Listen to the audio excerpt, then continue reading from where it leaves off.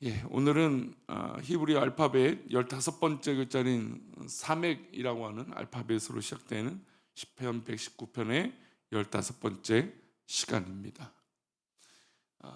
우리가 이 시편 119편의 거대한 주제는 하나님 말씀입니다. 근데 이 하나님 말씀을 우리가 선택을 우리가 하게 되겠죠. 하나님 말씀을 받고 그 말씀대로 살아가는 건 우리의 몫입니다. 근데 소위 우리가 주변의 사람들 가운데 이랬다 저랬다 하는 사람들을 보게 돼요. 마치 하나님 말씀을 붙잡았다가 안 붙잡았다가 또 자기 마음대로 해석했다가 내가 좋은 대로 해석했다가 또 아니면 하나님 말씀대로 해석했다가 그런 경우들이 있는 것이죠. 그런 사람을 우리는 뭐라고 얘기하냐면 두 마음을 품은 자라고 성경은 기록하고 있습니다. 오늘 시편의 말씀은 바로 그런 모습을 경고하고 있고 또 두 마음에 품은 것에 대해서 하나님은 경고하고 계십니다. 이솝우화 중에 박쥐에 대한 주제를 가지고 이솝우화가 있습니다. 이솝우화 가운데 이 동물 나라와 새 나라가 전쟁이 일어난 겁니다. 그래서 이 동물 나라와 이 새 나라가 전쟁을 하는데 이 박쥐가 동물이 막 이길 것 같으면 날개를 딱 몸에 붙이고 동물 행세를 한 겁니다. 그러다가 새가 이기는 쪽으로 딱 흘러가니까 이 박쥐가 다시 어떻게 했을까요? 날개를 펴서 새 행세를 하게 됩니다. 그리고 어느 정도 시간이 지나서 이제 전쟁이 마무리되고 동물나라와 새 나라가 조약을 맺게 됩니다. 그래서 박쥐가 어떻게 했을까요? 동굴에 들어가게 됩니다. 왜냐하면 동물 행세했다가 새 행세했다가 결국은 여기도 못 끼고 저기도 못 끼는, 그래서 동물 깊숙이 들어갔다는 이솝우화가 있어요. 우리가 실제로 삶을 살아갈 때 지조를 가지고 또 기준을 가지고 또 믿음의 백성들은 하나님의 말씀의 기준을 가지고 살아가면 흔들릴 일이 없습니다. 그런데 우리가 우리의 입맛 따라 우리의 상황 따라 이 모습을 취하거나 저 모습을 취하거나 내가 유리한 쪽으로 그것을 받아들이고 또 누리려고 한다라는 것이죠. 게다가 세상의 것, 하나님 기뻐하시지 않는 것들을, 그 죄악들을 멀리해야 되는데, 그러나 우리가 아닌 것을 알고 있고 잘못된 것을 알고 있음에도 불구하고 우리가 그것을 취할 때가 있다라는 것이죠. 그 사람들을 우리는 뭐라고 말한다고요? 두 마음을 품은 자라는 것이죠. 그리고 차든지 뜨겁든지 해야 되는데 중간을 하고 있는 모습입니다. 오늘 시편의 저자는 우리 인생에 두 마음을 품고 살아가면 하나님이 반드시 어떻게 하신다라고 경고하냐면 멸하신다라고 경고하고 있어요. 생각보다 무거운 거죠. 그러니까 저는 이게 왜 무거울까라고 늘 고민하는데, 차갑든지 뜨겁든지 중간은 없다라고 하는 것이 왜 우리 가운데 무겁냐? 왜 무거울까요? 그러니까 하나님 말씀에 대해서 확실하면 우리는 중간은 없는 거예요. 그렇죠? 우리가 요즘 이 종교의 통합 이래갖고 외치는 사람들이 있는데, 우리가 왜 그들과 함께 할 수 없냐? 이것은 우리는 중간이 없기 때문에 그래요. 우리는 확고하잖아요. 하나님 믿는 믿음, 예수님 말고는 구원이 없어요. 다른 방법이 화해를 하고 좋게 지내는, 결국 화해를 한다는 건 그들도 존중한다는 거거든요. 그들을 존중한다는 건 뭡니까? 그들의 신도 인정한다는 거거든요. 결국 그렇게 돼요. 그러니까 우리는 종교의 화합이 있을 수 있습니까? 없습니까? 전혀 있을 수 없는 이야기죠. 그러니까 우리가 이 두 마음을 품은 것이 생각보다 굉장히 무겁다라는 거예요. 그냥 내가 필요에 따라서 이랬다 저랬다 하는 게 아니라 하나님 말씀에 확고하고 은혜가 있다면 우리는 다른 것은 없어요. 오직 한 길, 오직 하나님 기뻐하시는 그 길밖에 없는 것이죠. 113절을 그런 의미로 다시 한번 읽어보겠습니다. 내가 두 마음 품은 자들을 미워하고 주의 법을 사랑하나이다. 두 마음을 품는 자들을 어떻게 한다고요? 미워한다는 거죠. 하나님 말씀을 기회주의로 필요할 때는 교회를 취하고 그렇지 않으면 안 돼요.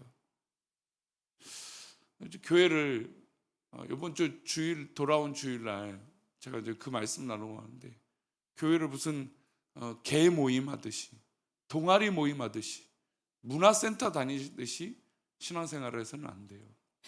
우리가 복음을 전한다라는 건 우리가 하나님 앞에 부르심을 우리 모두 다 누려야 돼요. 어떤 사람만 그 부르심이 있는 게 아니죠. 하나님을 믿고 예수님 믿는 모든 믿음의 백성들은 하나님의 부르심이 다 동일하게 있어요. 지상 명령은 옆 사람의 명령이 아니라 누구의 명령이죠? 나의 명령이에요. 주님께서 나에게 주시는 명령이죠. 잘하고 못하고를 우리 주님이 따지거나 묻지 않으세요. 그 말씀에 순종했느냐 안 했느냐, 기꺼이 그 말씀의 부르심을 잊고 걸어가고 있느냐, 그걸 물으시죠. 두 마음을 품었다라는 건 내가 필요하고 어려울 때는 하나님 도와주세요라고 기도했다가 그러나 하나님의 복음을 위해서 쓰임 받아라라고 하고 헌신하라고 할 때는 모른 척한다는 거죠. 지금 한국 교회가 요즘 시대가 바로 그런 어려움이 있지 않는가, 그런 생각이 듭니다. 어떠십니까? 우리 성도님들 생각하실 때 그렇지 않습니까? 교회를 문화센터 정도로 그냥 동아리 활동으로 그렇게 교회를 만들어서는 안 되는 것이죠. 사람들은 왜 두 마음을 품을까요? 하나님 말씀에 한쪽 발을 두고 세상에 한쪽 발을 두는 경우들이 있다라는 겁니다. 사람들은 왜 이렇게 양다리를 거치는 것처럼 살아가고 있을까요? 어느 쪽에도 확신이 없기 때문에 그래요. 하나님 말씀에 확신이 있으면 세상에 발을 담글 이유가 없습니다. 그러나 하나님 앞에 헌신할 때 한쪽 발은 신앙에 있고 교회에 있는 척 하지만 한쪽 발은 세상에 두고 있는 거예요. 적당하게. 지금 당장 눈앞에 유익이나 손에 잡히는 것이 없으니까 하나님 말씀에 하나님 은혜로 살아간다는 게, 그러니까 적당히 믿음 생활하는 척하면서 세상에 물들고 있다라는 겁니다. 사람에게 배신당하고 세상의 유동적인 가치와 변하는 진리에 대해서 신물을 느껴 그러면 우리는 세상과 단절해야 됩니다. 어제 한 영상을 보다가 예전에 래퍼로 유명했던 BY라고 하는 래퍼가 있습니다. 그 사람이 이렇게 기독교 집회를 잘 참석을 하지 않는데 근데 그 애가 만들고 작곡했던 이 가사들을 보면 굉장히 성경 말씀에 있는 그대로 그 자기 노래, 세상 노래 이렇게 발표를 합니다. 참 놀랍다고 생각하는 인물 중에 한 사람이에요. 근데 그 사람이 얼마 전에 뭐 기독교 집회, 수련회 같은 집회에 참석을 했던 것 같아요. 그래서 하는 말이 기독교는, 교회는, 믿음은 중간이 없다는 얘기를 하더라고요. 그러면서 하는 얘기가 진리는 중간이 없다는 얘기를 하더라고요. 진리는 이랬다 저랬다 하지 않는 게 진리라는 거예요. 그 사람이 그렇게 얘기하는 거예요. 세상에 나가서도 진리로 살아가면 그 진리가 빛이 되는 것이고 또 내 신앙의 삶에서 그 진리로 살면 흔들리지 않는다는 얘기를 하더라는 것이죠. 예, 맞습니다. 우리가 하나님 말씀을 믿고 하나님의 자녀라면 하나님 말씀대로 살아가는 게 당연한 것이에요. 이랬다 저랬다 하고 뭐 양다리 거치듯이 그렇게 살아가는 게 아니라는 것이죠. 성경에 나오는 많은 위인들은 끝까지 말씀을 붙잡고 살았습니다. 그리고 그 말씀을 붙잡고 승리하게 되죠. 이 새벽에 나와 기도하는 우리 성도님도 말씀을 끝까지 붙잡으시기를 소망합니다. 우리의 방법은 다른 방법이 없어요. 오직 하나님 기뻐하시는 방법, 오직 말씀뿐입니다. 하나님이 이런 자들을 양다리를 거치고 이랬다 저랬다 하는 자들을 어떻게 하실까요? 118절 한번 읽어볼까요? 함께 읽겠습니다. 주의 율례들에서 떠나는 자는 주께서 다 멸시하셨으니 그들의 속임수는 허무함이니이다. 하나님 말씀을 떠나는 주께서 다 멸시하신다는 거예요. 그들의 속임수가 허무하다는 거죠. 말씀의 진리 가운데 있으면 허무하지 않는데 그런 척하면 허무한 인생이 되는 것이죠. 또 119절은 또 이렇게 말합니다. 함께 읽겠습니다. 주께서 세상의 모든 악인들을 찌꺼기같이 버리시니 그러므로 내가 주의 증거들을 사랑하나이다. 주께서 세상의 모든 뭘요? 악인들을 찌꺼기같이 버리시는 거예요. 이 악인은 누구입니까? 말씀을 이랬다 저랬다, 믿음을 이랬다 저랬다 하는 자들을 말하는 것이죠. 결국 교회를 떠나는 사람들을 가끔 종종 봐요. 그러면 결국 들리는 이야기들을 보면, 종합해 보면 이랬다 저랬다 하는 거예요. 물론 뭐 교회가 교회에 대해서 한멸을 느끼고 목사에 대해서 받아들이지 못하고 뭐 그럴 수 있어요.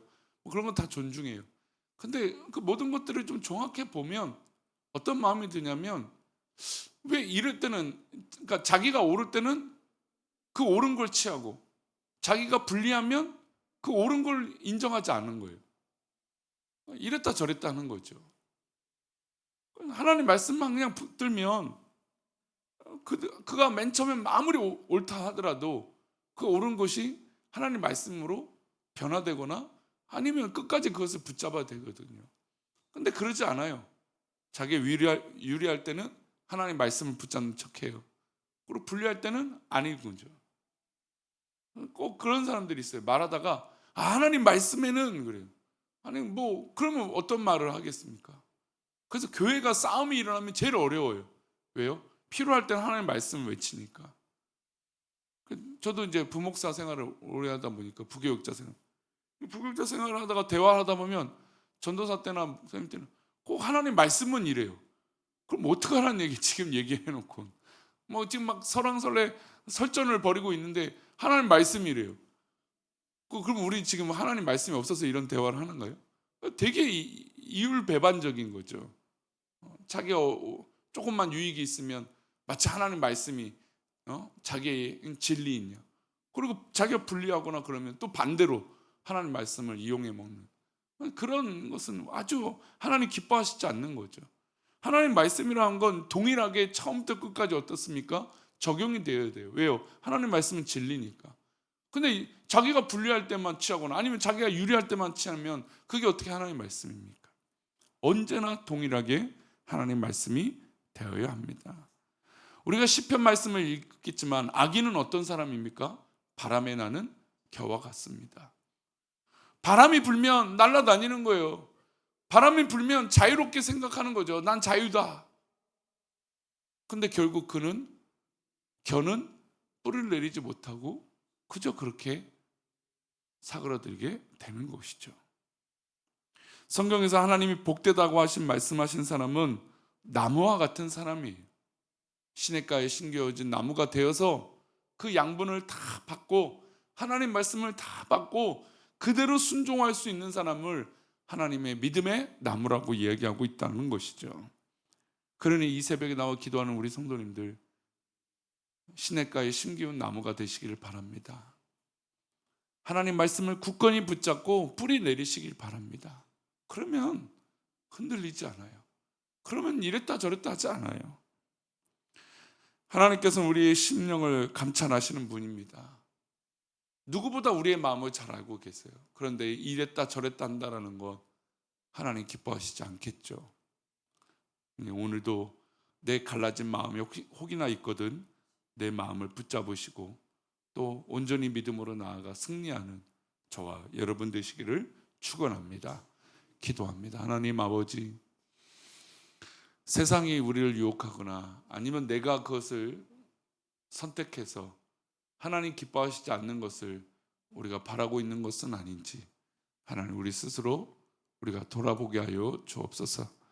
믿음의 백성들, 하나님 기뻐하시는 백성들, 오직 하나님 말씀만 붙잡고 뿌리를 내리는 성도들인 줄 믿사오니 이 새벽에 우리가 다른 것에 영향받지 않게 하시고 오직 하나님 말씀에 뿌리를 내리고 영향을 받게 하여 주옵소서.